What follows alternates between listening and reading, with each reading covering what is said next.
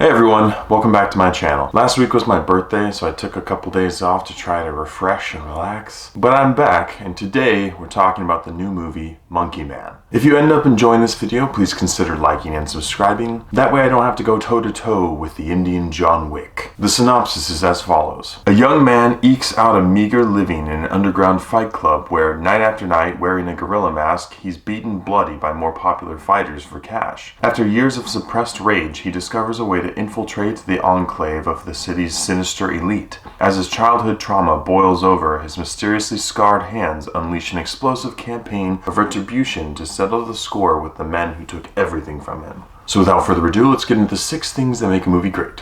1. The plot. I wish this movie's storytelling was as clear as the movie's synopsis. Instead, it was extremely convoluted. It starts with Monkey Man, played by Dev Patel, getting the crap beaten out of him in a fight club. Then you go through the whole first act of the movie as he's trying to mysteriously discover this corrupt elite. We don't know why. And the whole first act of the movie is completed still not knowing why he's doing any of this. And usually in movies before this point, you find out some reason why what's happening is happening so that you care. And although by the end of the movie you do end up caring, not caring for the whole first act, I think was a detriment to the film. For me, the third act of this movie was the most enjoyable, not because there's a lot of action in it, but because you understand more than you have the rest of the film. It's a 500-foot view, but you don't have specific details, and when you miss a lot of those details, you don't end up caring as much about the story. I applaud Dev Patel for trying to do something original with the storytelling, but having all those things out of place made it really convoluted. There is a decent plot here somewhere, it just wasn't told very well. So for me, plot gets a 50-50.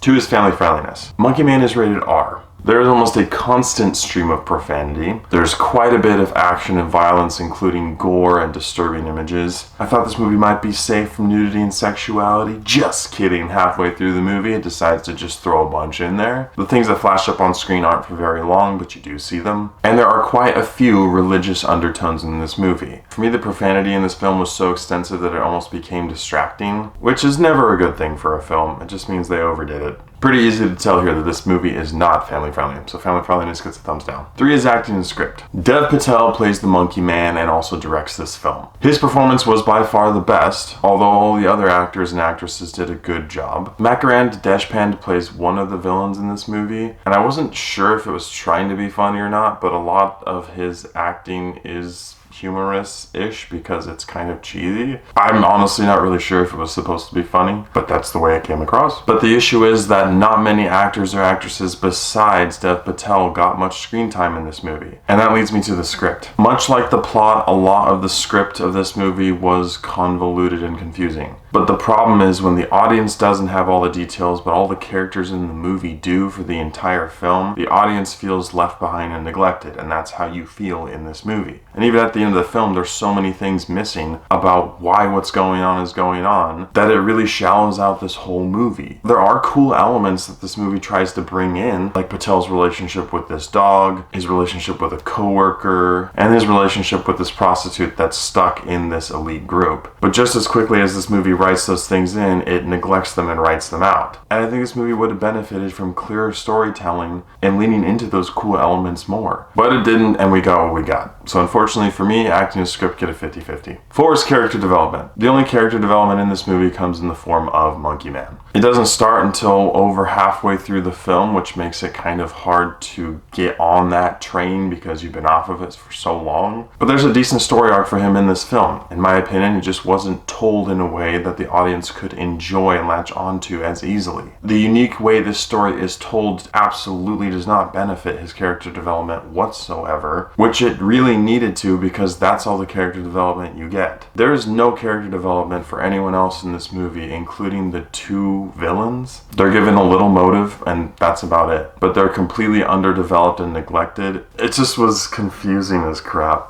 So for me, character development gets a thumbs down. 5 is visuals and CGI. I think there were a couple moments of CGI in this movie, and if they were, it wasn't terribly distracting. Visually, this movie was all over the place. All throughout the movie, there are a lot of blurry camera shots and just unique takes at scenes. And again, although I applaud the originality, it kind of just was disorienting. The audience wants a clear view of what's going on so they can understand, both visually and storytelling wise, and in both situations, everything was just blurry and disjointed and confusing. The action sequences in this movie were entertaining, but again, there weren't any moments that wowed me. So for me, visuals and CGI, I get a 50-50. And 6 is rewatchability. Monkey Man is an hour and 53 minutes long, and because of the non-traditional storytelling and not really knowing what's going on in the movie, this movie had pacing issues and felt really long. Mixing up the way you tell a story is fine, and I love that, but you need to clue the audience into what's going on. Because if you don't and you delay it until more than halfway through the movie, you lose your audience early on, and that's what Monkey Man did. This movie is getting a lot of positive reviews, and I get it. They want to give Dev Patel the credit he's due, and I agree. I just don't think that this is the movie to do it with. This movie's third act was good, but it wasn't worth the disjointed and confusing journey you went on to get there. I will not be watching this movie again, so for me, rewatchability gets a thumbs down. With all these areas considered, I have to give Monkey Man a 5 out of 10.